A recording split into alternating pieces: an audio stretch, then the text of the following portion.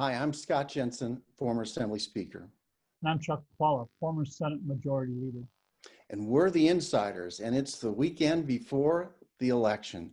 Chuck, look into your crystal ball and tell us what you think is going to happen here in Wisconsin, not only with the presidential race, but how that presidential race affects all the way down the ballot.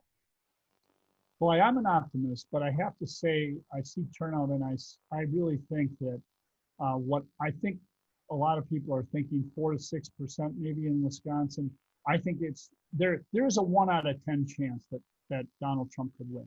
I think there's about a 50-50 chance that this could turn into an enormous landslide. It seems to me it's slipping away for them. Might lose by 8 or 10%. If he gets in that 8% CAGR, here's what I see. The assembly could actually be in play. I think there is not a majority chance, it's not likely, but the assembly could flip to Democrats. It's remarkable. Even Robin Vos was in the margin area. Robin Vos is not going to lose his race, but I think that it's at that level. In the state Senate, I think the Democrats are poised to certainly not lose any seats. Remember that talk about a supermajority, we're going to override the vetoes? Nobody, not even the legislative leaders, the Republicans, are talking about that. So what's going to happen here is Democrats, I think, will at a minimum hold their own. They may pick up 2 seats. And by the way, biggest news of the night on Tuesday, Alberta Darling, no longer in the state Senate. That is a huge surprise. I think there were very few people before this started who thought that that would be the case. And that will be the case on election night. In the assembly, they'll pick up 6 to 8 votes in the assembly. But if it's really a blue tsunami and not just a blue wave, it could actually be the majority, which would be devastating for Republicans, of course. And of course, if that kind of thing happens, or even if we're at 6% in Wisconsin, I think you're going to see the Democrats pick up the U.S. Senate and at least, I think, be at 52, which gives them a great situation in the Senate. But it could go as high as 57. I think that's very unlikely, but it could happen. And I think there's more risk. I think there's more likelihood that the tsunami happens than that Trump wins. Well, you know, 2 people who are insiders who look at the polling get to see a lot of inside information about how these races are going. And yet we see things rather differently. And I think part of it is because so many of these races are so close, starting with the presidential race at the top. I mean, I think it's going to still be about 3 points that the president's going to be short here in Wisconsin. The question is, how far can candidates down the ballot on the Republican side do better than the president of the United States? If they have a strong independent impression with the voters in their district, I think they can do 4 or 5 points better than the president.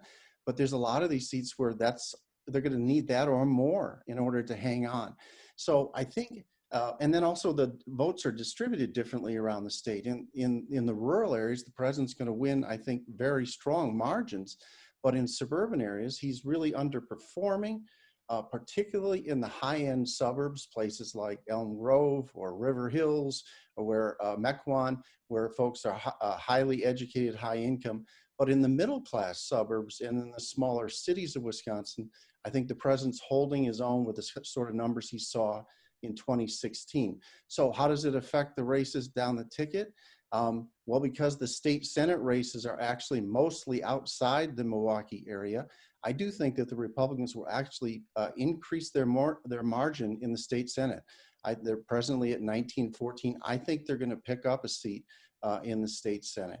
In the state assembly, they're more vulnerable to what happens in the presidential race, and they have more vulnerable seats in the suburbs where the president is underperforming. So I do think the assembly margins will narrow for the Republicans, and it will get closer, but they're still going to have a majority and a strong majority.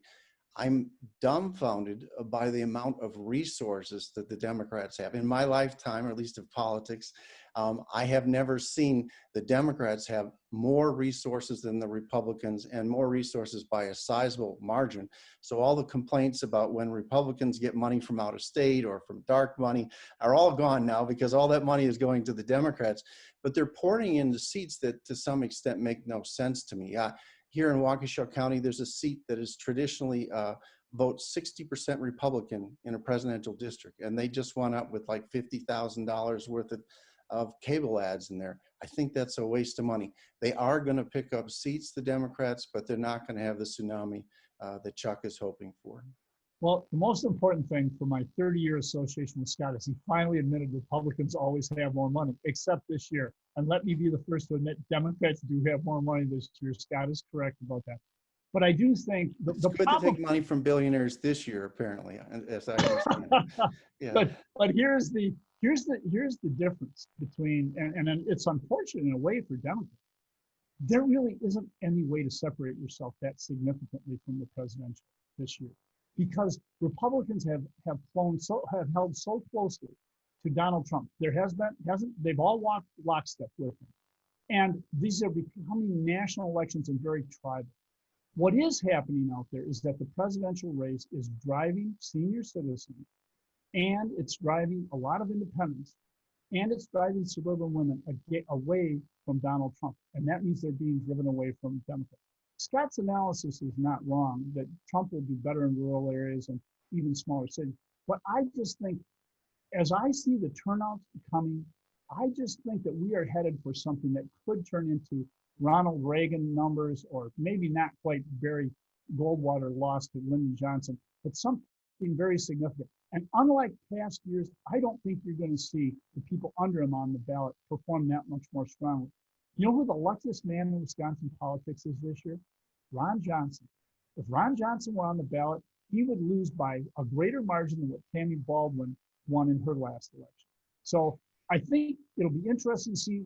Trump is going to lose here. It's a matter of whether it's a blue wave or a blue tsunami in Wisconsin. But there's no talk of not having a veto anymore. And I'm going to disagree with the point you made earlier about Alberta Darling, because I think she is the sort of candidate who can overperform what the president is doing. I agree the president is going to lose her district. I think he's going to lose it by about 5 percentage points.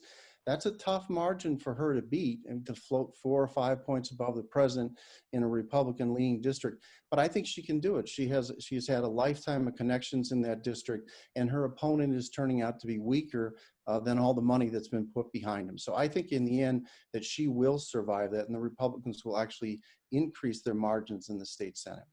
We will make that the race that will decide who was more correct in their predictions after the election, and I look forward to discussing that with you at that time. I'm willing to bet on it. In fact, I have. There you go. See you next week. See you next time.